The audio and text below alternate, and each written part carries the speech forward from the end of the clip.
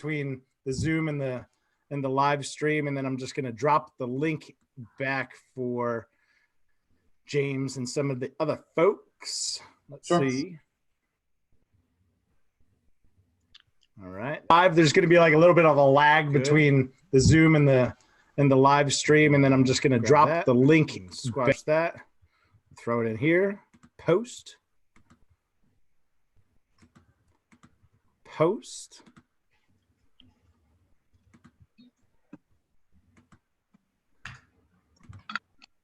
Get my soundboard up. Brian, there's sound effects. Anybody? I like that. That's very cool. We're going legit today, or as legit as bootleg as possible. So, hey, everybody, thanks for tuning in. This is a really exciting afternoon edition, YouTube Live. So excited for everybody to be here and join us. You see it on the screen. That's what we're doing. We're talking about the buy-sell conversation. Douglas Cordova from Wrapify, Brian Rappaport from Quan Media Group. Gentlemen, thanks for being here. Thanks for having us. Yeah, thanks for having us.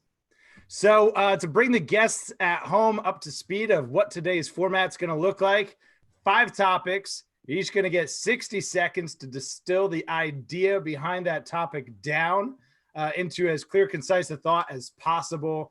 It's not a debate. Obviously, we each have our own. There's no right or wrong. It's all relative.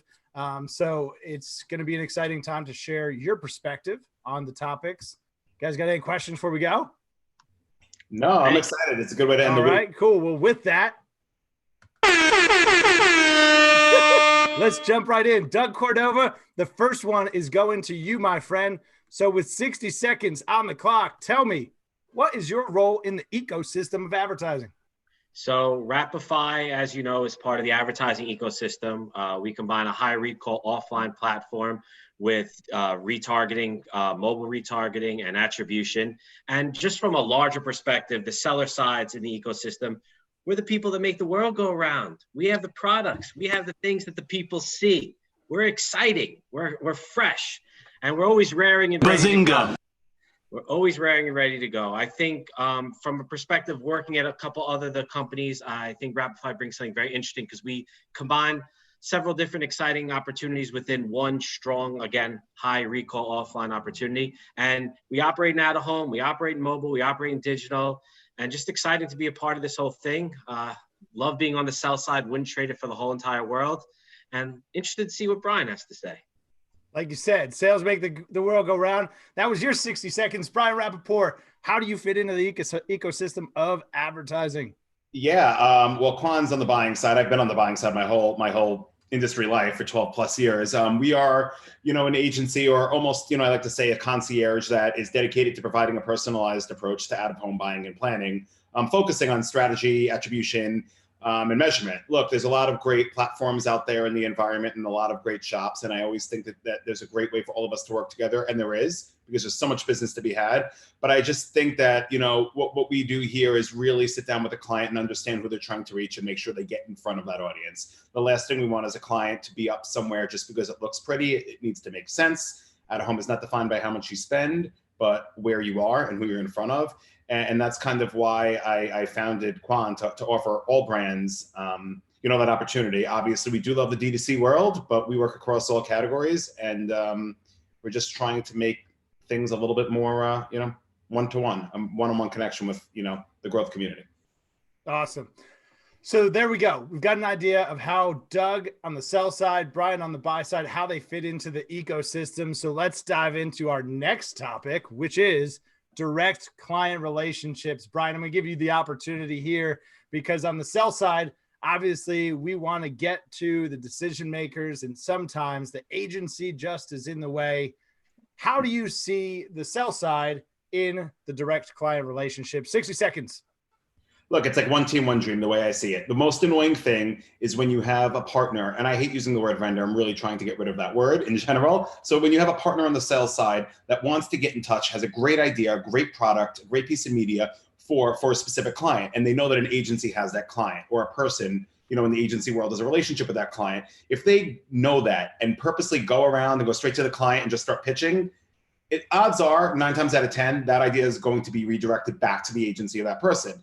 Now, if my partner on the sales side comes to me and says, look, this makes sense for this client because X, Y, and Z, this is what we can do. Here's a great deal. Here's a great way we can pitch it together. Can we set time for both of us to go into the client together? We'll basically tag team it and go from there. 100%. I think that's important. And I think it's really not great on the agency side when they're so protective and play so close to the chest that they don't want those on the sales side to have anything to do with the client. I think it's wrong. There's been so many times where I've gone and presented. Sorry, Brian, that's 60 seconds. Oh, that's it. All right. Go for it. That's fine. But I love it. I think that that's a great point, right? Because we're going to try to go around you. And I've been on both sides of the equation, the agency side and on the sell side. And it's exactly that. It's going to get back to the agency at some point, and you're going to need to bless it. So having those good relationships. But Dougie, talk to me. Why is it so important for you to go direct to the client?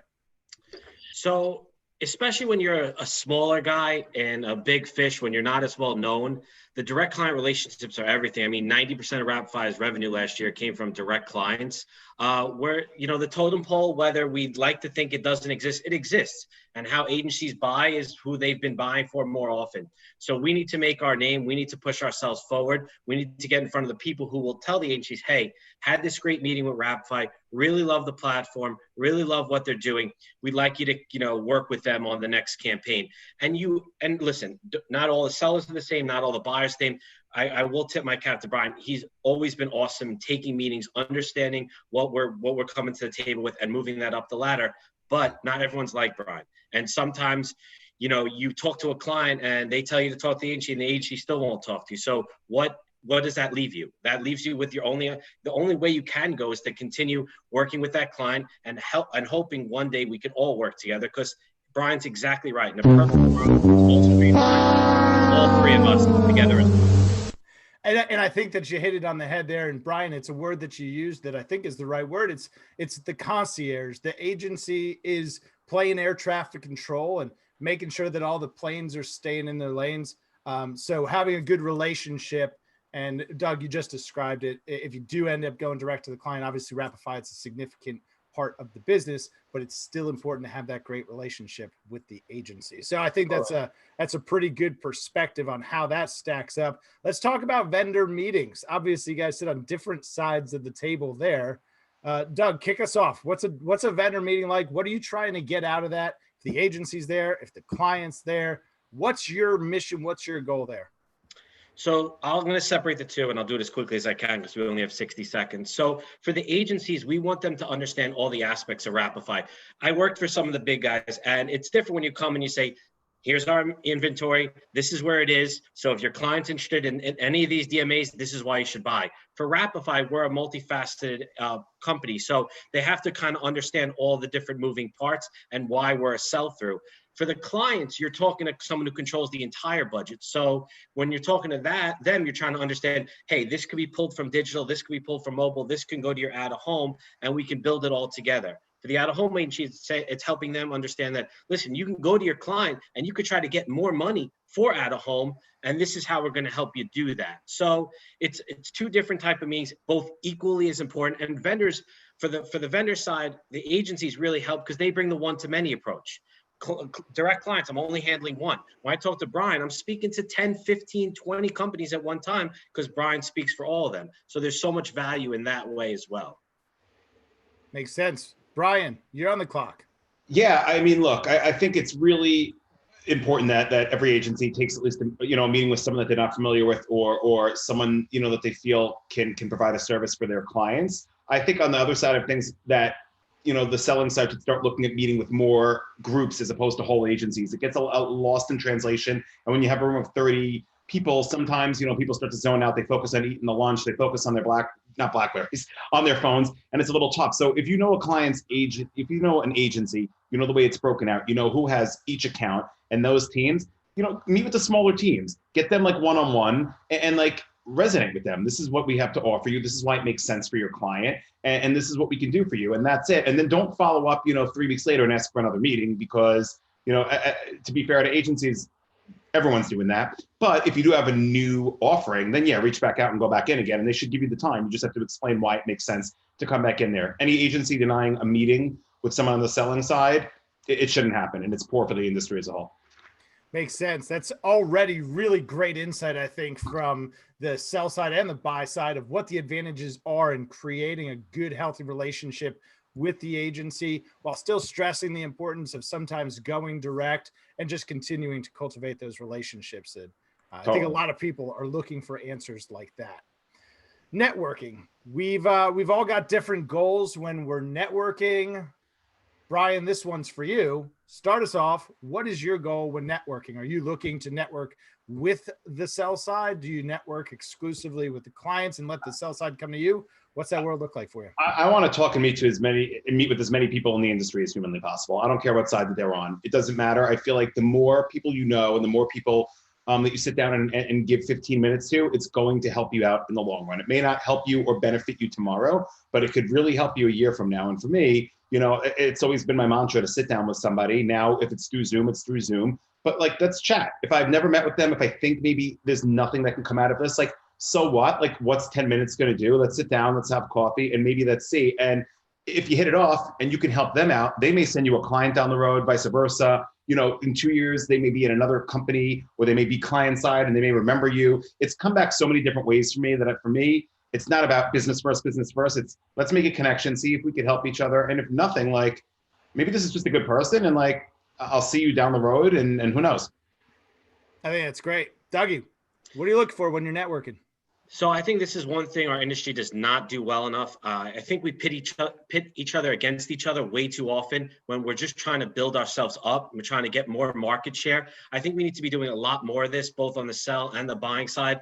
I had a call yesterday with 4 technical competitors, people in my positions who work for different companies, and it was amazing. We just talk about the status of the industry, what we're doing, how we're trying to push the needle, and everyone has ideas, and you're like, wow, that could really work for me, or this could really work for me. Listen, no one out-of-home company can solve every challenge for a client or every challenge for an agency. So we should be working more together to help spread the love and help grow the industry as a whole. So all my networking, I always try to help people. You ever call me, you say you need something, I will say yes 99.9% of the time, because that's what I do. I think we just need to be doing more of that, especially coming out of this and everything that's going on today. I think networking is going to be more important than ever, and helping each other is going to be more important than ever. Right. And I think that obviously this situation sort of sucks. We'd probably all like to be out doing the things that we like to do, but it's created so many more of these conversations. And I see that paying dividends now, but also 6, 12, 18 months down the road, because we're probably getting to know a lot of people that we wouldn't have taken the time to otherwise get to know. So networking, get to know everybody, because you never know. I talked to a guy the other day that does like swag and stuff for events, and who knows? He's not in our space, but maybe I can help him out with an event or something like that, or maybe he can help me. So I totally agree. Get to know everybody. All right, let's see. I think we're on to the last topic here. Deliverables. Brian, you started us last time. Doug, start us off this time. Deliverables. What does Wrapify deliver specifically? What do you expect for yourself to deliver, and what do you expect back from the agency or from the client side? So what Wrapify delivers is results. That's our main goal. Our main goal is to understand your KPIs as a client, the agency, whoever we're working with, and to deliver those results as the best as humanly possible. That's why attribution is such a huge part of what we do, because we could show you at the end of the campaign, here's what Wrapify did, here's how we delivered. And that's what drove me to Wrapify, no pun intended. I think also we're supposed to make the agency look good, and we're supposed to make the client, whoever we're working with, the client look good. Make them be the heroes. They put trust in Wrapify, they put time into Wrapify, they put money into Wrapify. Our job is to make you look amazing. So that's our deliverables on our end. That's what our team focuses on. We want, I've gotten to business development because that's what I'm trying to do. I'm trying to build a relationship. I'm not looking for one-night stands. I want this to grow, and I want to work with the people that I'm working with throughout my whole career. I've done it for the last 11 years. I plan to do it for the next 60. So if I don't show you results, if I don't over-deliver from what I said I was going to, that's never going to happen. That's where I stand on that. Love it. Brian, what do your clients expect from you? What do you expect from yourself in the deliverable to your client, and how do you expect to deliver back to the sell side? Obviously, you got to buy stuff from someone. What do you expect of yourself throughout that ecosystem? Look, just kind of going in order, what I expect from my clients first is some sort of brief and understanding of their audience, so I could properly plan and understand where they should be, as opposed to just kind of, spraying and paying. What I expect most of all from the sales side is an understanding of who I'm trying to reach. I try and send out the most detailed brief every single time I send an RFP out. The audience, where we want to be, what we want to do, what we're looking for. I'm blunt, I'm to the point. I'm a little sarcastic, I'm funny sometimes, but I am straightforward. And there is nothing more that I dislike than when someone writes me back, here's your proposal and a WeTransfer link. When I get a bullet pointed, email back from someone on the sales side, this is why this makes sense, and they explain to me what they're offering with some call outs, that's amazing to me, and that's going to pop, and it's probably going to make it into the final recommendation to the client. What the client wants from me and what they're expecting from me is a really nice built out deck with an understanding of their brief, an understanding of the approach we took to get them there. If they need to spend more budget, why do they need to spend more budget? If attribution should be a part, why it should be a part of it. And at the end of the day, how we're going to help them actually see lift and growth. And that's kind of, how we formatted our, recommendation decks and grids to kind of make it a little bit different than the typical agency approach, to show clients, this is, what we're looking to do for you and why we think we're going to achieve success in this, approach. So that should answer most of it. I feel like there's a lot of missing out, but. Sure. I think we could do this for days and weeks. Hopefully it's been helpful. I think that it definitely has. I mean, less than 15 minutes, you guys absolutely brought the fire. I think that there were some really, really good takeaways for both sides of the equation, and that's the goal, right? Elevate out of home. Brian, what are you working on right now? What am I working on right now? It's really just trying to champion the industry forward. I think right now that it's by far and away a buyer's market. The sales side doesn't want to hear it, but it's true, but it's not a bad thing. There have been so many great partners in the selling side that have come to me and said, look, we want to get clients comfortable with out of home again. Stay-at-homes are going to be lifted very soon. People are going to be back outside. We know some brands may be hesitant. Here's a one-time amazing deal. Here's something that's usually not available. We're giving it to you at this price. Here's an extra spot on this digital piece of inventory. And for me, it's that these opportunities not go to waste. You don't want to fire sale blast it out to everyone. If it was a regular day, maybe once a month, I compile a lot of great last minute opportunities, and I sort of share them with a bunch of our clients. This time around, I'm kind of reaching out one-on-one to clients I know who is specifically looking to execute some out of home. And to be perfectly honest, in the last 2 or 3 weeks, I've gotten 4 or 5 clients that have not spent with me in the out of home space before to buy out of home because they've taken advantage of opportunities that they just can't miss. So for me, it's kind of 2-pronged: stay in touch with clients, stay relevant, stay on top of the industry, things like that. But also, get ready for this kind of mad dash when people slowly start returning to a sense of normalcy. I love it. It's great to hear that we're seeing newcomers to out of home because of some of the great opportunities that do exist. Doug, what are you working on? So a large part of Wrapify's platform is delivering gig drivers who are, these people are helping flatten the curve. They're helping keep people at home by delivering. They're in people's neighborhoods. So we've taken a hyper-local focus on what we're doing on the sales side, really hitting neighborhoods, really helping brands integrate into the places where people are exercising, people are walking outside, people are in and around the neighborhoods. And honing in on that, we're offering programs to our agencies and client partners at discounts we never offered before because we want to see them on the platform. We're donating a percentage of our campaigns to Feeding America to help, because everyone should be able to have a meal. We find that really important. And again, we're really focusing on our delivery drivers because they're putting themselves at risk every day, helping us maintain normal lives. So we're trying to get as many campaigns on the road to help put money in their pocket, help support them, help support the communities, and help flatten this curve to get us back out of the home as quickly as humanly possible. Love that.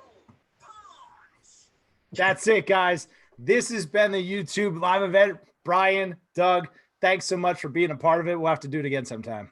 Yeah. Absolutely. Thanks for the opportunity. Have a great weekend and stay safe. Take care, everybody. See you guys. Thanks.